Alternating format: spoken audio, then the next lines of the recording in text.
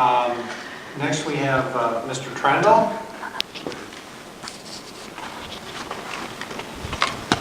Oops, thank you.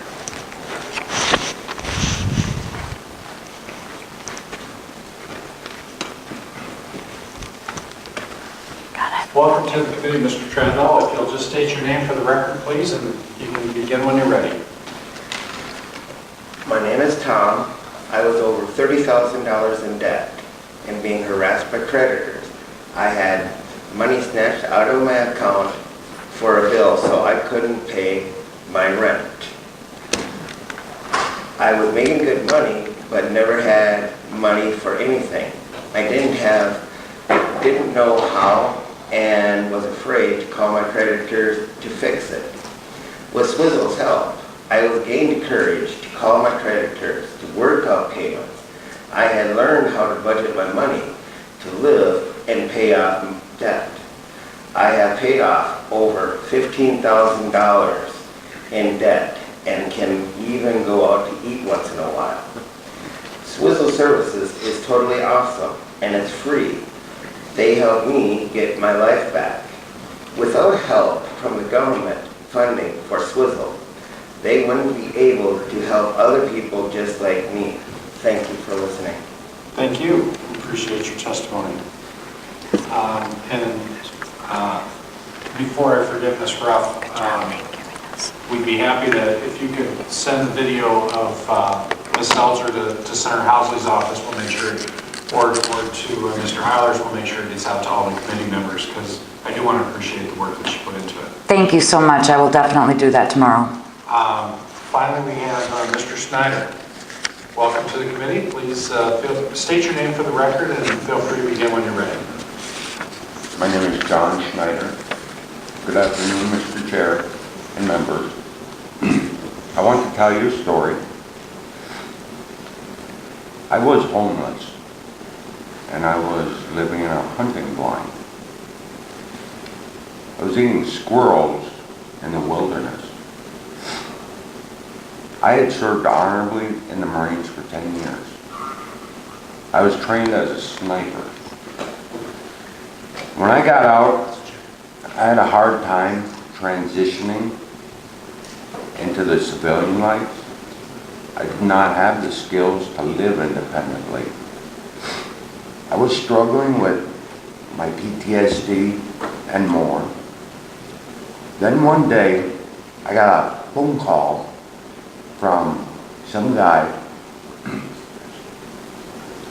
who said he was from the Center for Independent Living.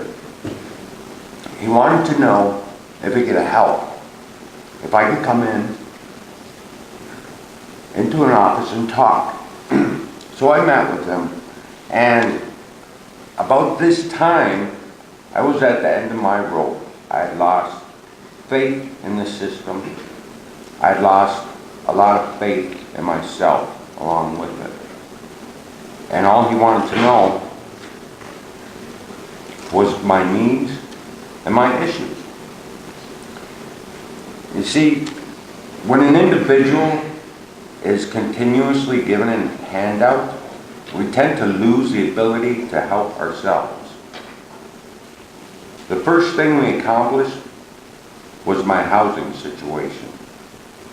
And less than a month later, I had the keys to my own apartment, along with energy assistance, donated furnishings, kitchen items, and some small cooking skills.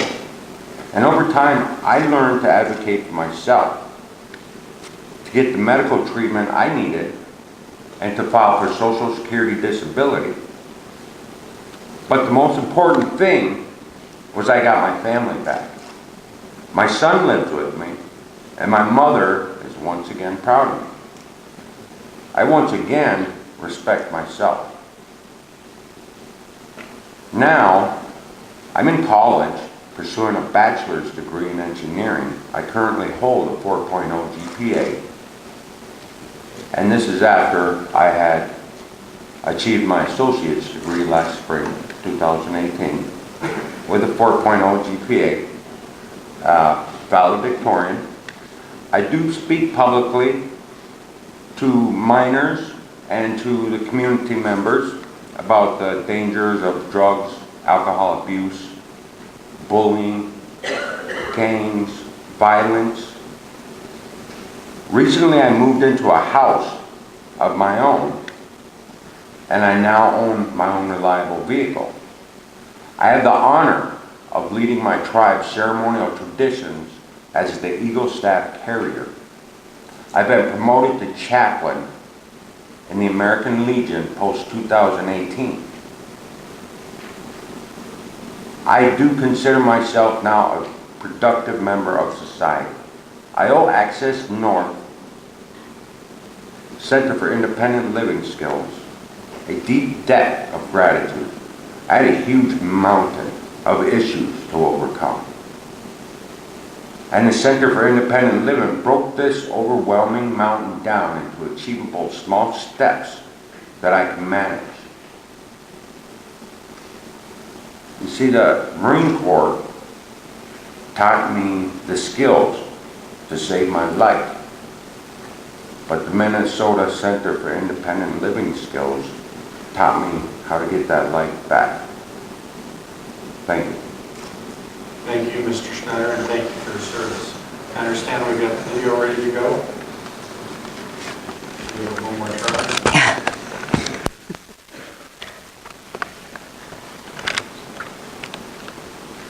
Let's see if it comes up.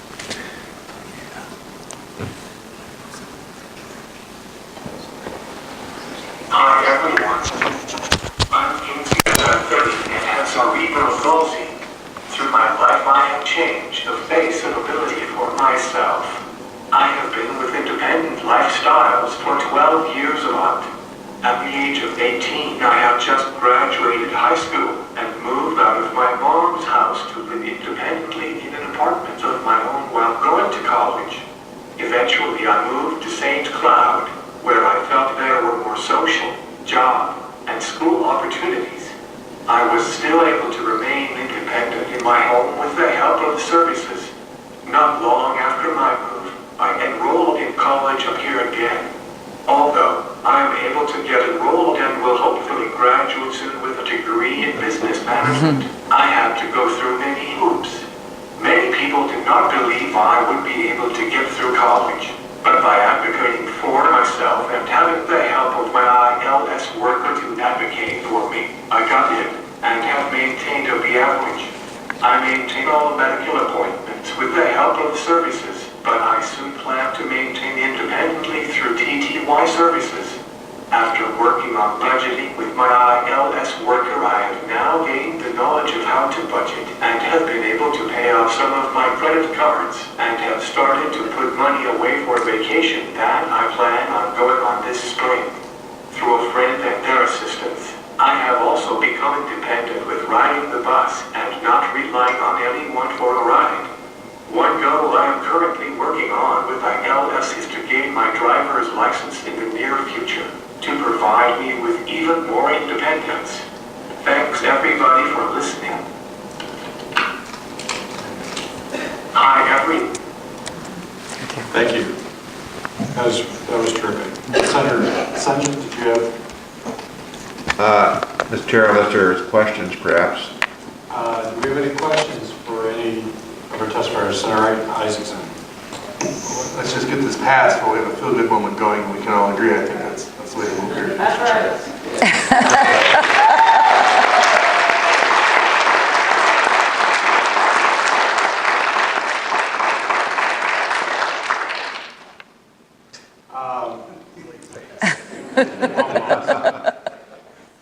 Mr. Chair, just maybe I just conclude, I think we're all better people for having heard what we just heard.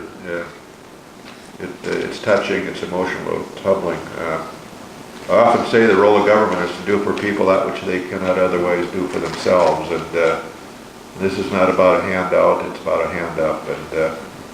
And I think as we've heard about the hand up stories today, I think we can reflect on the fact that given the chance, given that opportunity, great things can happen in the lives of individuals.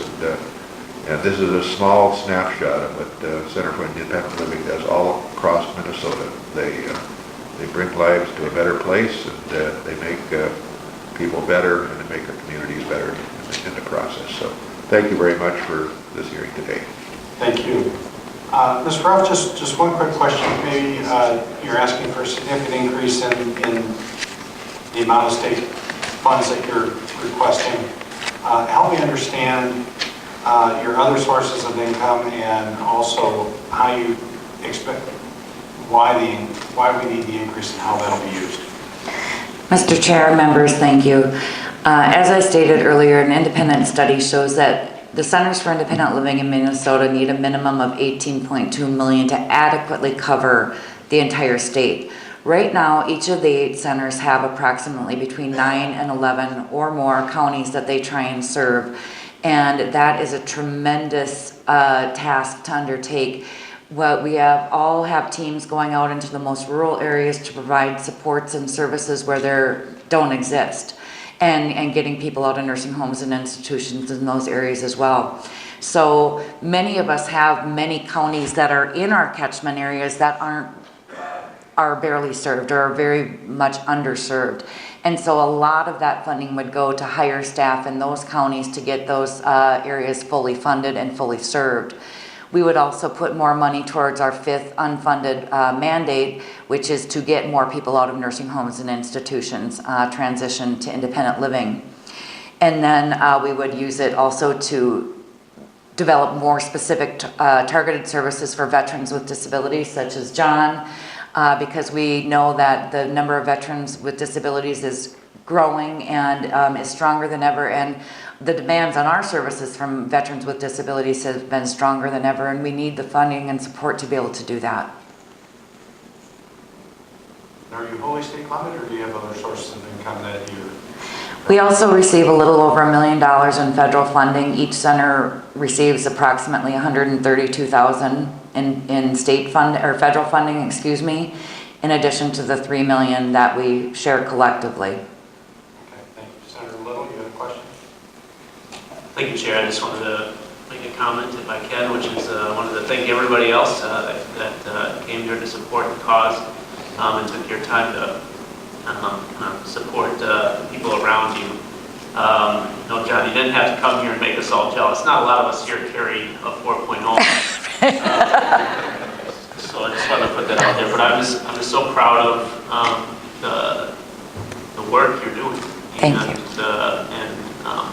The bravery and the courage that you all have to come and share your story. I mean, you could be doing anything else today, but you drove here to share your story so that other people could be helped, and that's to be commended. So just thanks. So, appreciate it. Thank you, Senator. Okay, see no other questions. Thank you all. Thank you, Mr. Thank you, Chair. Mr. Chair. Your stories. Thank you. And we'll just hold this over for possible inclusion. Thank you, Senator. Thank you.